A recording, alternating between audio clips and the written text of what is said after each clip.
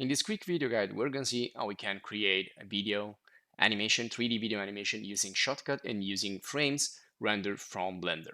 So of course you need to have Shotcut and you need to have a 3D software from which you will export a series of renders, a sequence that then you can use to create the video. So if you don't have Shotcut, well, I'm suggesting Shotcut, but you can use also Premiere Pro and After Effects. Shotcut is free and open source, so I always suggest to use this type of software. And same goes for Blender. It's free, open source, and you can download it for free easily and quickly. And if you want, there are also courses and video guides in Blender and also in Shotcut in the channel. So just search for the software you're looking for example, Blender or Shotcut, and or we have other like Premiere Pro, After Effects, etc., etc. And just type video course to find the courses in English. And there you go. So once we are in Shotcut, all we need to do is just type something here and create a new project. So that's really simple.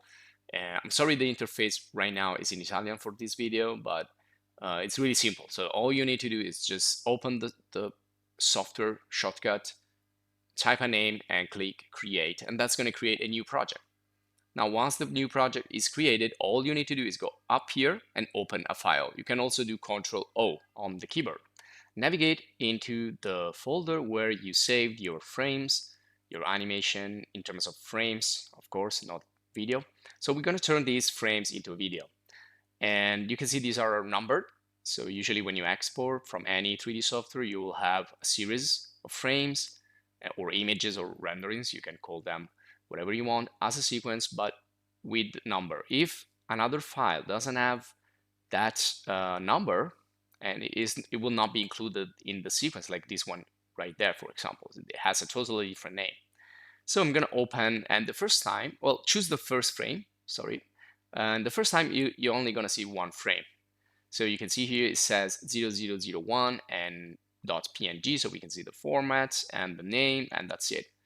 Now to import the sequence, we need to find the properties panel. So before adding with the plus right there, or A as a shortcut, keyboard shortcut, we need to go up here in the properties, this kind of eye icon, or to visualize and properties, or also you can do it with Control plus 2 on the keyboard.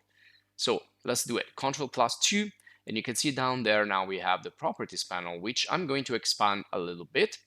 And this is just information about the file. So the resolution in terms of pixels, this one here is 2000 times 1000, and a lot of other information like the duration, but you don't really need this right here. All you need to do is look for the checkbox which says sequence or image sequence, and you need to turn that on. You need to activate that. Once you do this, that is going to import the rest of the frames. So it's not going to be, you can see it's looking like a video here as a timeline. It's not looking like a static image anymore. So that's also the duration.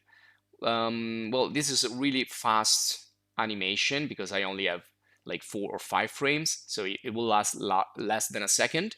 So if you want at least 1 second, you should have like 24, minimum 24 frame per second, but you can usually have 30 frame per second, so 30 images or 24 images. But this is just to make something quick and simple for you to understand. So now if I expand the timeline space with the zoom, you can see that this is a really quick, really short animation, but you can see the animation right there. You can see also motion blur effect, which comes from Blender. And once you're ready, you can go to File and Export, and you can export a video, or Control E for the keyboard. Choose the folder where you want to export it. In my case, I will save it in the Blender video course. I created a specific folder for that, basically where I got the frames from. So when you render from a 3D software, make sure you have a folder where you store all the frames, and this is gonna be the name, and this is gonna be the format, which is MP4. But you can also use converters or other software to convert in other format, but MP4 is probably the most popular And you can see there it already done it because it's really quick. It's really short in terms of duration. So if I open now the folder where I saved it, you can see I have the frames, but now I also have the video. I'm using a VLC player to play this, which is again another open source software, and I'm gonna scale it down.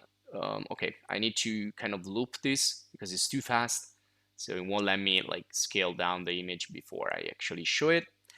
And sorry for the effect here, like strobo effect, but that's a really quick animation. We could say it's a kind of a GIF. And this will be all for this video. If you enjoyed, please subscribe to the channel to stay updated.